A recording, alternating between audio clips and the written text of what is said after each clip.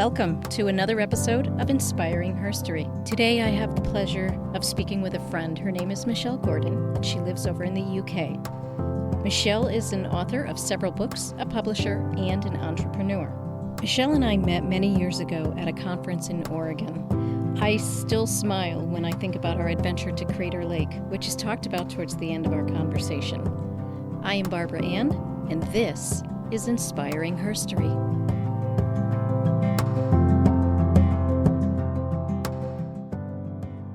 Hi, Michelle, and thank you for joining me today. I cannot tell you how happy I am to finally have another conversation with you.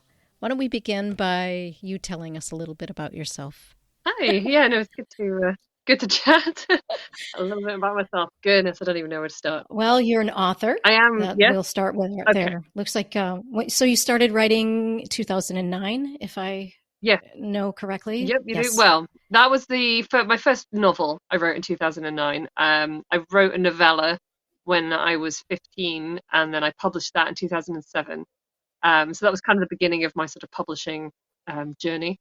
And So for those of us who do not write, what is a novella? so a novella is a short novel, so it's kind of generally less than 20,000 words or so. Okay. It's like too long for a short story and it's too short for a novel, so it's called a novella. So or novelette. I've heard that being used as well. I think yeah. So yes, I did publish that initially in 2007, just because my sort of life goal from the age of about 8 was to have my name on a book.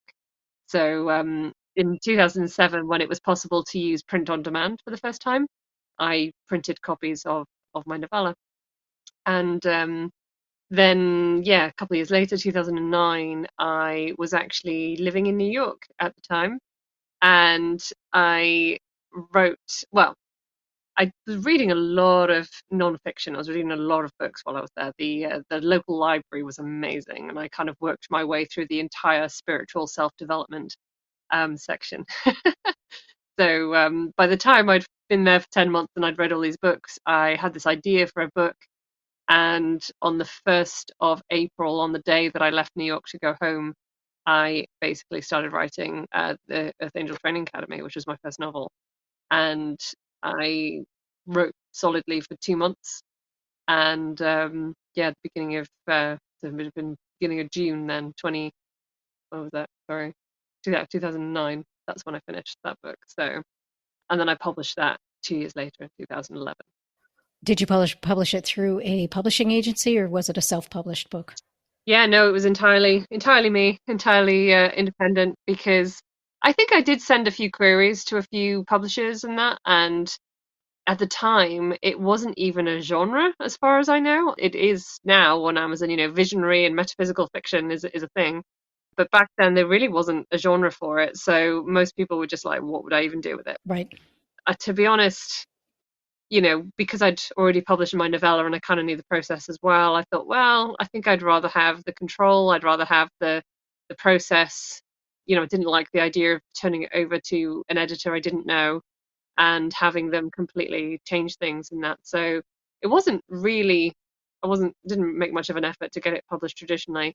Right. It was kind of from the beginning. I was like, actually, I think I'll just do this myself. I mean, when I wrote it in 2009, the publishing wasn't even in my head really at the time. I just wanted to write it.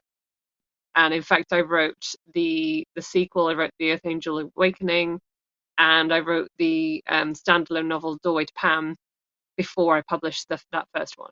So I'd already sort of written 3 books before I started publishing. How old were you when you started this? You said 15, you started with the novella. Yes, at 15, the novella, and then 2009, I would have been, I want to say 20, hang on, 26, no, 25, hang on. I don't even know Mid how old I 20s. was. We'll say mid 20s, Yeah, yeah? mid 20s, 25, 26, yeah. So what gave you the inspiration for the Earth Angel? Because I know that kind of went far and wide, didn't it? Yeah, it's, well, there's 10 books in the series now, and I have got readers, I've had readers all over the world for that one. It's been pretty awesome. And I am working on book 11 because I'd read all of these self-help spiritual books over the 10 months I was in New York. I really kind of immersed myself in them, and particularly Neil Donald Walsh's work, which is obviously That's how how we we met. met, yes. And his work just really yeah, it just really resonated with me. And particularly his book Home with God, which talks about all what happens after you die, and what death means and everything. And I think that's always been kind of a theme in my books, is like life after death. Hmm. Yeah, I remember finding the initial sort of ideas for the Earth Angel Training Academy, and originally it was actually going to be set, like it was going to be an academy sort of on Earth that was teaching Earth Angels. It was kind of sort of the opposite thing. And then I started thinking, well, hang on a minute, how did Earth Angels even know what to do when they got here? There must have been some help. They couldn't have just gone from being another planet to being a human. It's like too much of a jump. So the idea was just like, well, they must have gotten some help before then. So I started just jotting down a few ideas, and as it happened in that beginning of 2009, I came across a book called No Plot, No Problem by Chris Beatty, and he was the one that created NaNoWriMo, which is National Novel Writing Month. The idea is that you write 50,000 words in a month, and the book is hilarious. And I've read the whole thing pretty much in one sitting, and I just thought it was brilliant. And that was what actually gave me the method to be able to write the novel, because I mean, at that point, I think the average time to write a novel was something like 3 to 10 years or something. And I remember thinking, there's just no way that I can hold my attention for that long. We don't have that It's just time, not going to correct? happen. So I, yeah, found this book, and it was like, just write 50,000 words in a month. And that appealed to me, because I thought, well, I'm sure I can I can keep my attention on one thing for a month. And like I said, the first book did take 2 months, but I was so into it by then that I just kind of kept going. And yeah, once I started writing it, it just arrived. It just turned up. The characters did things. It surprised me. I don't really feel like, I mean, most of the things that I planned, because I took about a week before that to do the planning. Because with NaNoWriMo with Chris Beatty, he said, don't plan too much. Just kind of see When how you it was. start planning, you never get to the what you're Yeah. supposed to be doing. Well, Yeah. and also you Yeah. can kind of try to influence it too much, and sometimes you just have to start and see what happens. And most of what I wrote down as my ideas didn't make it into the book anyway, because once I started, Really. the characters just did what they wanted. And with the second book, it was even less planned, because I genuinely had no idea what was coming next. I did not have any kind of idea. And in fact, the first 3 lines of The Awakening are, you said I could swear, fuck it, fuck it, fuck it. And the reason, Yes. the reason for that, You have permission. permission to swear. The reason for that though was because I had no idea what to write. There was nothing, and I couldn't get started because I just didn't know what to write. So I had, I've actually started when I do a lot of writing, and mm, I really wanted to, but excuse my voice. For some reason, I keep losing my voice. Honest to God, I started writing and I went, I have no fucking idea what I'm going to write. And that's how it started. yeah. And yeah, it hasn't gone anywhere yet, but you're not the only one saying that. Well, it's funny because, like you said, you could always just write whatever and then just take the beginning off and go from where it like gets good. And Exactly. and I had kind of intended to take that out and make it so that it wasn't, just for adults sort of thing. But I thought actually it made sense. It worked with the scene. So I kept it. And I do warn people occasionally, and they're just like, yeah, whatever. You mentioned that most of your writings have to do with life after death and things like that. Mm. Why? What was there anything that started that? Was there, or was it just a genuine, this is kind of a cool thought. Let's go with that. Well, it's funny actually. I didn't actually even realize that all my writing and all my books was about death and life after death until somebody pointed it out to me. Isn't that It's a how few it years goes? ago, Yes. and they were like, Mhm. "Why do you always write about death?" And I was like, "Ooh, That's do a I?" good question. Um, and I was just like, "Oh, that's interesting." And I started thinking about it. I was like, "Yeah, no, it is literally all about death and life after death." And I think the main kind of underlying reason for that. I mean, I used to write a lot of poetry and a lot of short stories when I was sort of in my teens, a bit younger maybe. And almost all of those were about death and life after death as well. It's kind of been a theme all the way through from the beginning. And I think, I mean, in my teens, I did go through very dark stages, very, very dark stages. And, I didn't want to be on the planet. I didn't want to be here. And I mean, most of it could have been hormonal, but it was just this very kind of futile hopeless, dark sort of feeling that I used to get. And I would be kind of almost, the writing was my way of exploring, like, what would happen if, like, I just died, or, there's this kind of feeling. But weirdly, at the same time, I had this really, really huge fear of not existing. So there was part of me that didn't want to be here, and there was part of me of being, it was terrified of not being here. So, and later on, I think I wrote a blog post about it or something, but I sort of described it as being actually one of my greatest kind of gifts. And I feel like before I got here, I was given the fear of death specifically because it was like, it would be obvious, it would, at some point, I would want to go home, which is what I call death. I call it going home. The fear of death, or the fear of not existing specifically, would stop me.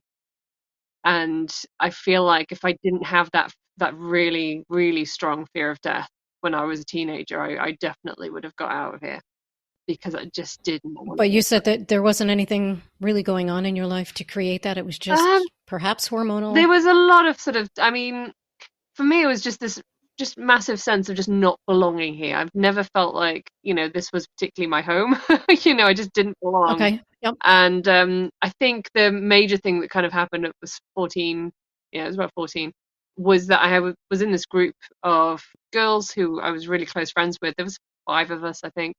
And we were all Earth Angels. I mean, that's what I write about, Earth Angels. And I didn't know that at the time, obviously. I can see that in retrospect. But we were Earth Angels, and it felt like we really belonged together. We really belonged, in that group. That was somewhere that I felt like I was safe and I belonged there, and it was good. And somewhere along the line, it's like 3rd year of comprehensive school, high school, and this other girl kind of came into the mix, and she somehow managed to convince them that I'd said something, spread a rumor or something. To this day, I still don't actually know what the rumor was, because I didn't spread it, so I have no idea what it was about. And she managed to turn them all against me. And they essentially ousted me, outcast me from this group. And because that was the only place I felt like I actually fit in and I actually belonged to, that was kind of, I look at it now and I think, really? But at the time, it seemed devastating. I think one of the other things that sort of kept me, I mean, the writing definitely sort of kept me going, because obviously I'd write about a lot of stuff, but also I had an amazing English teacher who was then my media studies teacher. And she would read everything that I wrote, and she would encourage me with the writing. And and so she kind of could see all what was kind of going on. And she was like one of my sort of main sort of rocks for actually sort of, yeah, being able to stay here. But During that time, since you had such a strong interest in life after death, did it ever cause you to believe that you may be better off on the other side? And if so, how did you cope with that? How did you deal with that? no, I wrote a lot about different possible ways of committing suicide. I kind of just figured out all these different ways, and I think I even wrote a short story, and it was quite clearly, obviously, sort of about me. But I gave that one to my teacher. I mean, when I think about it now, I think, my goodness, my poor teacher, she must have been absolutely freaking out. Just her kind of, yeah, her feedback and her presence, and it just, that kind of grounded me.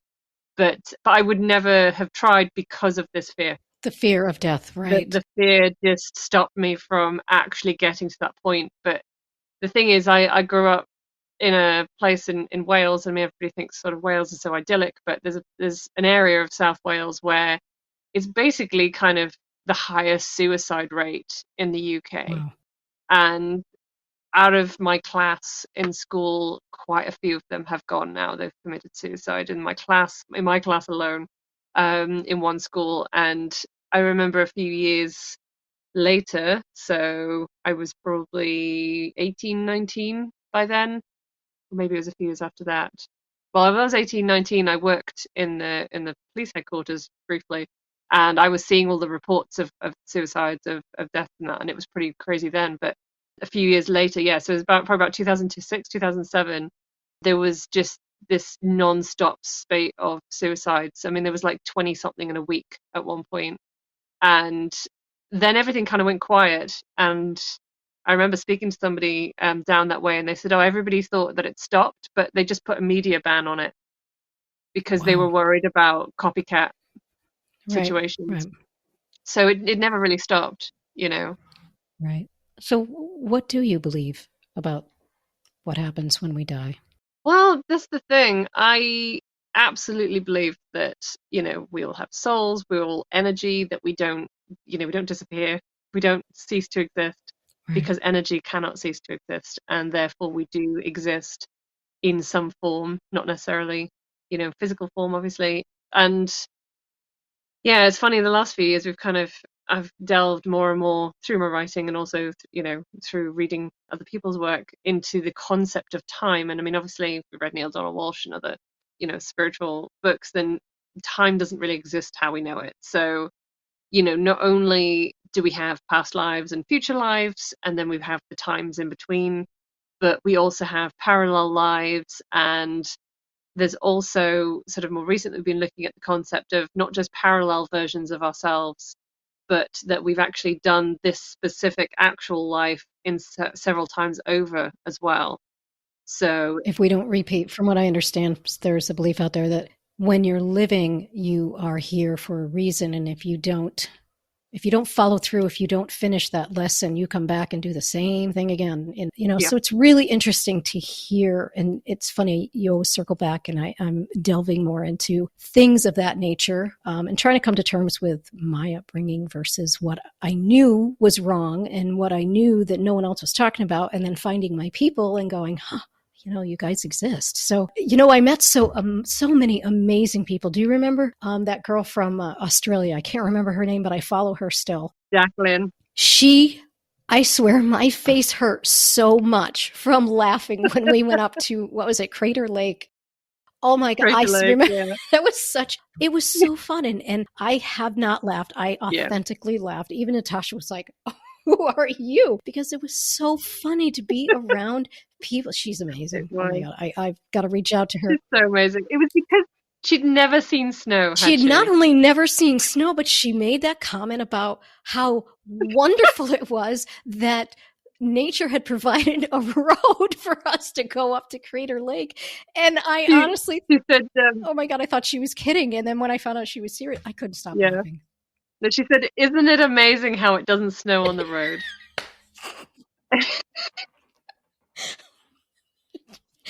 And the snow was piled up Remember, like 20 foot high either side I of still us. have pictures of us standing next to that pile, and Yeah, how they got yeah, it that high, I will never know. Oh my God, it I was an know. amazing trip. Here, we just got distracted, but oh my God, it's so nice to talk to you. So, have you ever experienced anything that, in the other realm, we'll say life after death, as far as, a spirit contacting you, or you knowing without knowing why Mm. that something or someone is there, but you can't see them, but you know they're there, you can feel it? Have you ever experienced anything that solidifies your belief that there's something other than what we know following death?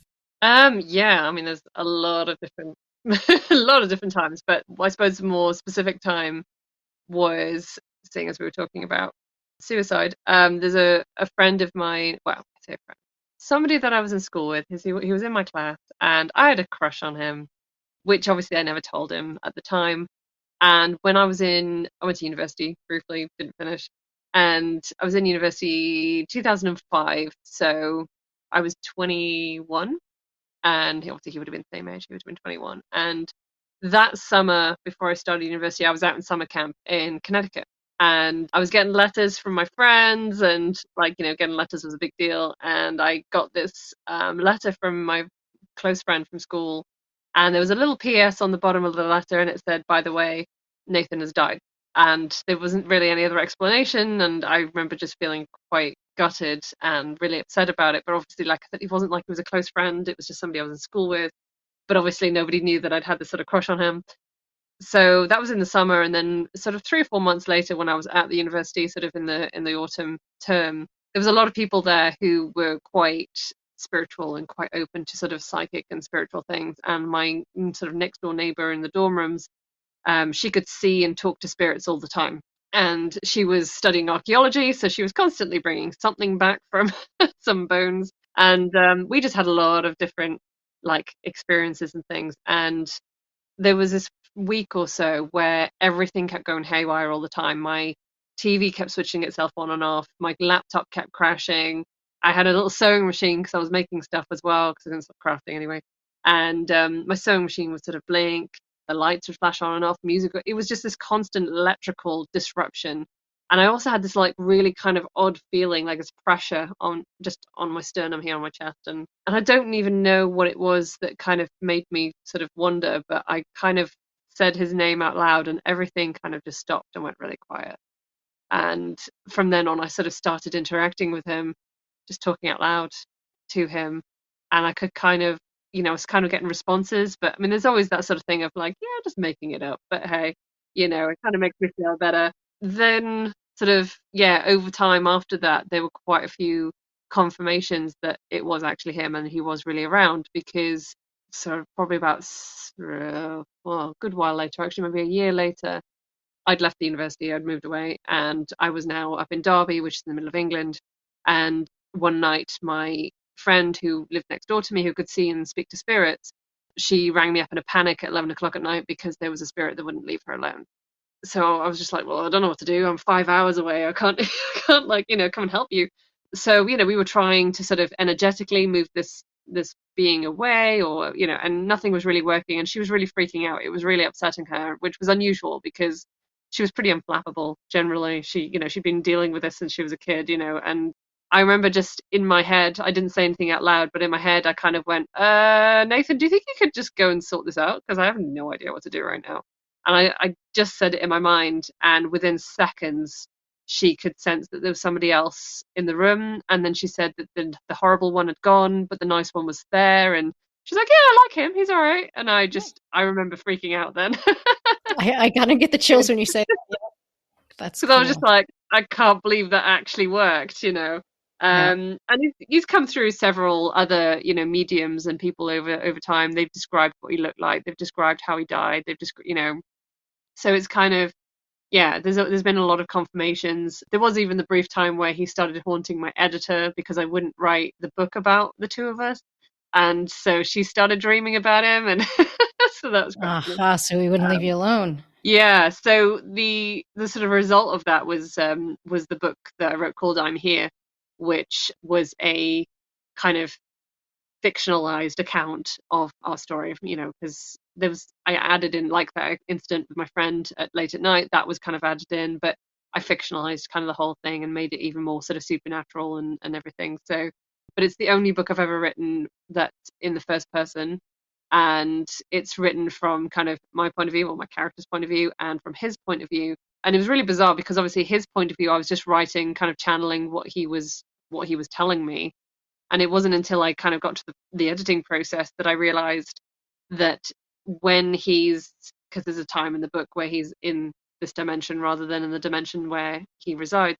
And in that dimension, it was entirely in the present tense. And when you think about it, there is no time. There's no such thing as time. So, of course, past tense doesn't make any sense. But from my point of view, my sort of character, everything was past tense.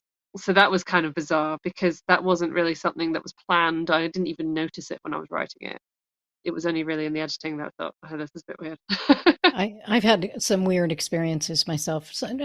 Weird is just not the right word. One of the classes was called Walking the Dead, so helping those who have passed. I thought about my mom who had died before I was 2 years old. And I was like, this is why I'm interested in death. What happens afterwards? Because I don't believe that you shut off a switch and you're never there again. I don't believe that at all.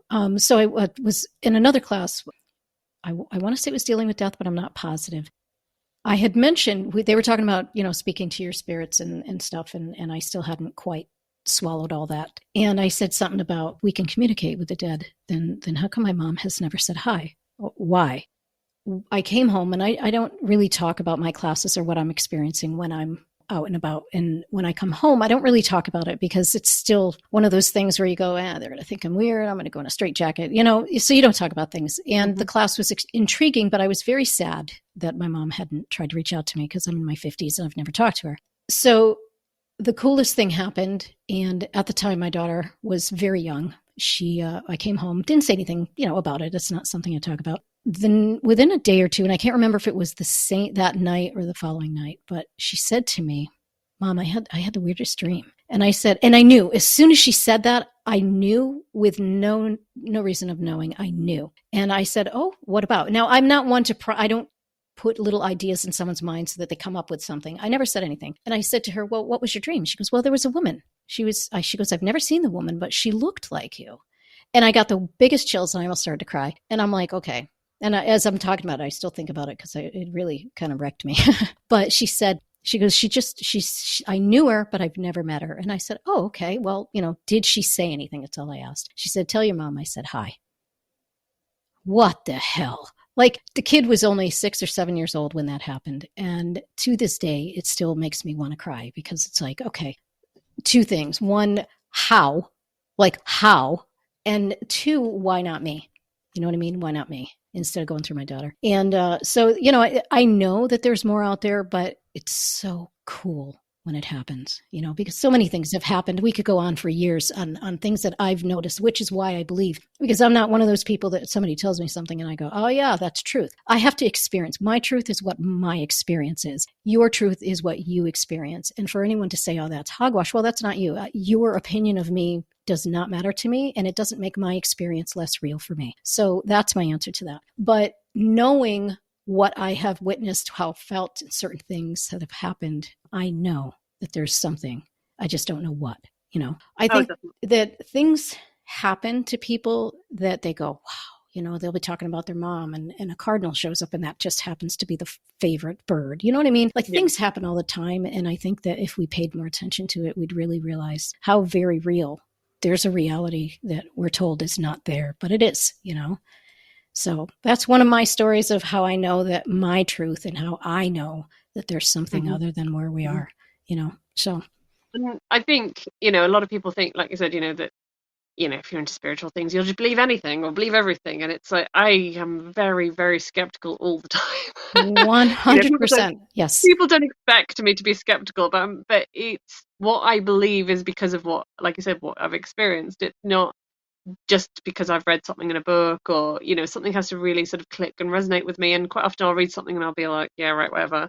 And I think that is important to have that, and also to have the ability to experience something, believing something, and then have that blown out of the water and completely change your mind again. And it's there's Right. this constant sort of growing, evolving. The more you know, the less you know.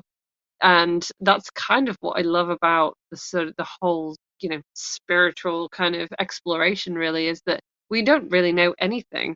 We don't, there's so many different versions of the truth. There's so many different perspectives and there's so many different realms and dimensions, and what's true for us is not true for somebody else. There's so much to it, and that's what I love about it. I love Yes. this kind of constant just expanding of what what you think it's all just constantly changing.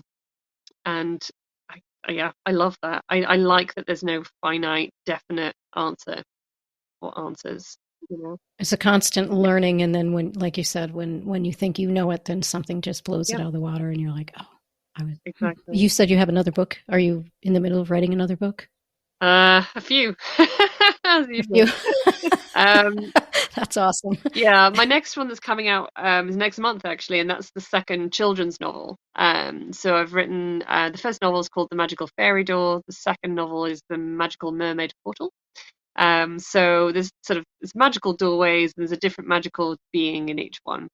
So that was coming out next month. I'm also working on the sequel to my self-help book, Where's My Fucking Unicorn? So this one, the sequel is a planner. So it's actually called Finding My Fucking Unicorn, the planner. That that's I based on a love it. workshop that I created off the back of the first book. So that's coming out this year as well, and that's going to be kind of an all singing, all dancing planner, but that might only be UK sales, and then internationally there'll be a PDF that you can get printed and make into a planner. So there'll be sort of like instructions on how to make it into a cool planner. What about Magic Man Pack? You did that one, 2021? It was last year. What was that all about? Oh, that's like greeting cards. Basically, yeah, it's not a book. One of my more recent obsessions is letterpress printing. So I'm print, You have a couple of those on your website. yeah, so I print like greeting cards, things like that. The man pack was a pack of 7 cards for all occasions for your spouse. So basically, the guy just buys one pack and he's good for the year. So it's kind of a bit of a laugh, really. But yeah, so there's a greeting card. And then The Girl Who Loved Too Much. What is that one about? So that was actually my last novel that I published 2 years ago. So it's been a while since I got a new book out, and that's kind of like an alternate reality. There's always an alternate reality in my book. So basically, it's about this girl who what she loves too much is doing too many different things. So it's kind of biographical at the I beginning. was going to say, it sounds like you. Yep. So she's got loads of different hobbies and loads of different things going on, but never seems to have any money because she spent it all on craft stuff. Familiar? And she kind of she's always struggling all the time, and everything's kind of she's enjoying it, but she's single, and the money stress and all that kind of stuff. So she is on the bus on the way home one day, and she makes a wish that her life was simpler, and that perhaps she didn't have so much going on, and everything was a bit more simple. So she falls asleep on the bus. By the time she wakes up, gets off the bus, and she gets home, she's actually entered an alternate reality. The whole alternate reality exists based on a single incident that happened when she was very young. So it's kind of the idea that there can be like one pivotal event that basically takes you off on a completely different path in life. So she gets to experience this alternate reality created from that. And in this alternate reality, everything's very sort of minimalist. She's got quite expensive gadgets, and then she's got a car, which obviously she doesn't in that one. And so there's kind of she's a lot better with money, and she's a lot better off. But she literally doesn't have any of the hobbies that she has in the other one. She also has a boyfriend that she didn't know anything about, and so then it's quite a different reality. And it was kind of my way of exploring, what would it feel like, if I was a minimalist, if I, didn't have all these things going on. It was kind of a way of exploring that, and also exploring, it kind of made me realize that neither reality was better than the other or worse than the other. It was more about, the decisions that shape where we are. If people would like to find you, you have a website. It's michelle.co.uk. .co.uk, not .com.uk for No. us people in the US. .co.uk. I learned that the hard way, yes. And then you have a lot of social media. You have Insta, you have Twitter, you have Facebook. Insta is my main one. So Instagram is Michelle Gordon Author. Is my handle on there, and I am on Facebook as well. And I think on Facebook it's author Michelle Gordon, just to be confusing. It is actually, yeah. It says actually Facebook. It's author Michelle Gordon. Yeah, it's the other way around. I don't know what happened there. So so much for keeping all your social media the same. So Instagram, and I am on TikTok, but don't even know what my handle is on that. So I don't. Yeah, I've never. My kids have TikTok, and it doesn't make sense to me at all. So Instagram and Facebook are kind of the main ones, and there's also my YouTube channel as well, because I've got like a whole series of videos called Earth Angel TV, in which I talk about what Earth Angels are, what that means, twin flames, which are all the sort of topics that I write about in my novels. What is your YouTube? Do you know your I don't know, username? I think it's like a bunch of numbers. I don't think there's hang on, I'll look it up. If you put Earth Angel TV in, you'd find me on there, or Michelle Gordon. Let's see. I actually pulled you up. It says Michelle Gordon. That's what it says. And then so if you just put Michelle Gordon in, yeah, there you are. I see you. So, and there's some interviews and clips and things on there as well. Yeah, and you've been on a couple of different news outlets or TV or something. Yeah, correct? a few different daytime TV. So there's some funny clips and things on there as well. Are you ever coming back to the States? Ever plan on a trip?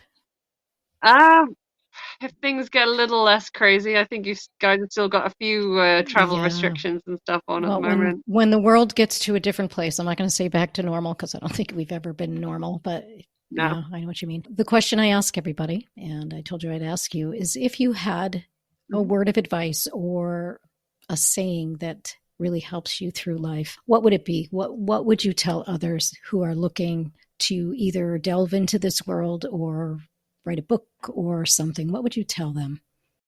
Well, one popped into my head first, but then when you said about whether, if they want to actually go and do something, the phrase from the Unicorn book is just fucking do it. Amen.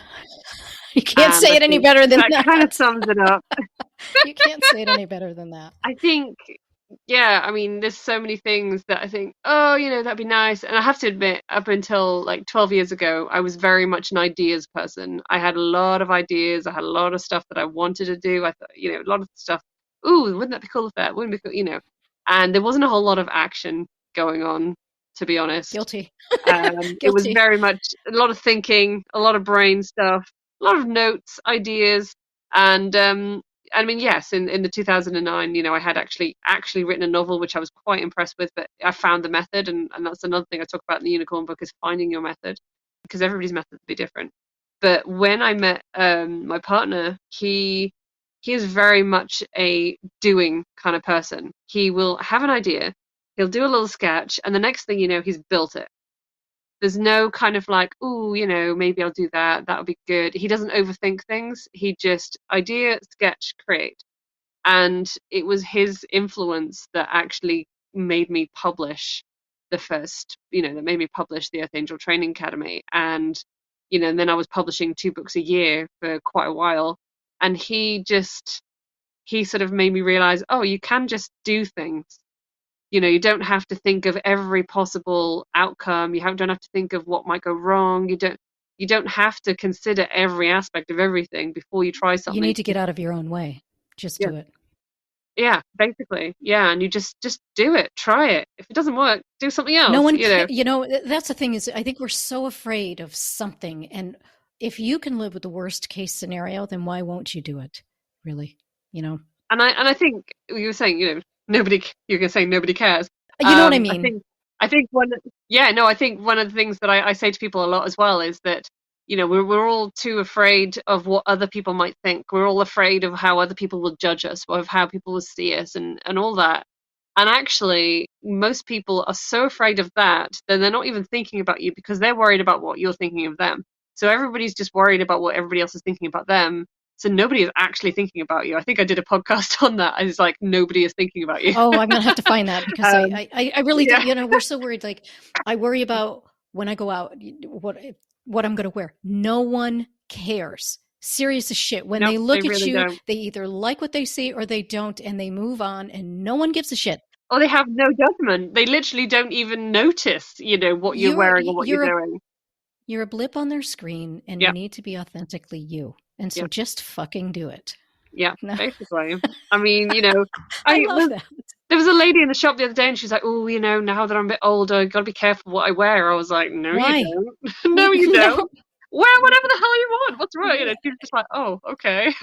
So yeah, their judgment really defines you. No, so Nope. I agree. So I love that. I love that, and it was so fun reuniting with you. I really, That's really good. when I reached out, I'm like, you're not going to remember me, but we did. We had But I so much do. fun. Yeah. Yeah, no, that road trip was yeah, there's no way I mean I can still see it all now. I Uh mean huh. not just because we have the photographs, but I can still remember that moment when we were in the car, and I honestly thought, were you driving or was Natasha driving? No, I think Natasha Yeah, was driving, I and I was in honestly the thought we were passenger going to go seat. off the road. I was like, how did you even keep the car on the road? Because I couldn't breathe. I couldn't, Oh, my it was face just so hurt for like funny. weeks. It was so funny. And then who was the one that wore those shoes that they couldn't It was go in the me. snow and they went? That was It me. was you.